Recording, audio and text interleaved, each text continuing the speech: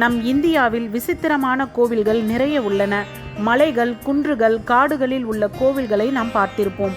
அந்த வகையில் 2 அதிசயம் நிறைந்த கோவில்களை பற்றி பார்க்க போறோம். கர்நாடகாவின் வடகிழக்கு பகுதியில் உள்ளது பிதர் நகரம். இந்த நகரத்தில் இருந்து சுமார் 5 கிலோமீட்டர் தொலைவில் மணிசூல என்ற சிறிய மலைத்தொடரில் இந்த ஜர்னி நரசிம்மர் கோவில் உள்ளது. 300 அடி நீளமுள்ள குகையை தாண்டி சென்றால்தான் நரசிம்மரை வழிபட முடியும்.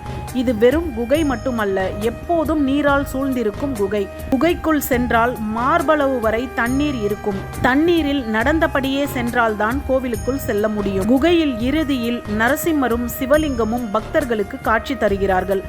இங்கே நரசிம்மர் சுயம்புவாக தோன்றியதாக தலபுராணம் கூறுகிறது. நரசிம்ம பெருமான் இரணியனை பக்த பிரகலாதனுக்காக வதம் செய்த பின்னர் ஜலாசுரன் என்ற அசுரனை இந்த குகையில் வதம் செய்தார் என்றும், இறுதியில் அசுரன் நீராக மாறி நரசிம்மர் பாதத்தை சரணடைந்ததாக தலபுராணம் சொல்கிறது. இந்த குகை கோவிலின் அதிசயம் என்னவென்றால், குகையில் உள்ள நீர் எங்கிருந்து வருகிறது என்று இதுவரை கண்டுபிடிக்க முடியவில்லை. குகையில் நிற்கும் தண்ணீரில் பல மூலிகைகள் கலந்திருப்பதால் இதில் நடந்து சென்று நரசிம்மரை வழிபட்டால் பலவிதமான நோய்கள் குணமாகும் என்று பக்தர்கள் நம்புகிறார்கள். சற்று கடினமான பாதை என்றாலும் கஷ்டப்பட்டு கடந்து சென்றால் ஜர்னி நரசிம்மரின் அருள் பரிபூரணமாக கிடைக்கும்.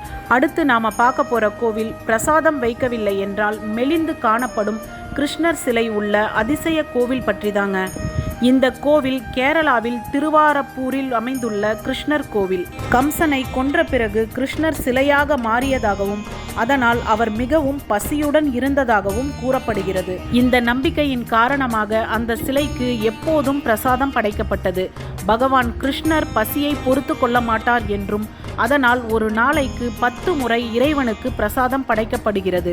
அந்த பிரசாதத்தை கிருஷ்ணரின் சிலை ஏற்றுக்கொள்ளாவிட்டால் சிலை மெலிந்துவிடும் என்று கூறுகின்றனர். கிருஷ்ணர் பசியுடன் இருக்கும்போது தட்டில் இருக்கும் பிரசாதம் கொஞ்சம் கொஞ்சமாக மறைந்துவிடும் என்று நம்புகிறார்கள்.